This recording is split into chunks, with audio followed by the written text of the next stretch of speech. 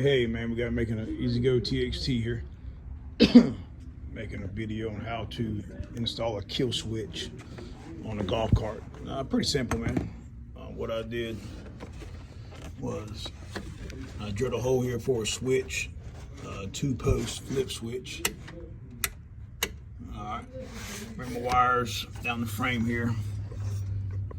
And what I did was on the solenoid, this blue wire that went to the solenoid, I just cut that and ran one side of it to the kill switch, and the other side of the kill switch I ran back to the small post on the solenoid.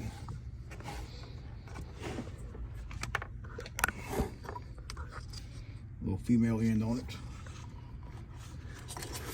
And then it's got a female tab down here, got a male tab down here, you just plug it back in.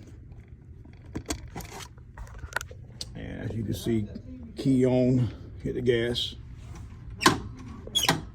Key on, hit the gas, does nothing. I'm gonna reach back here, get the switch on, key on, hit the gas.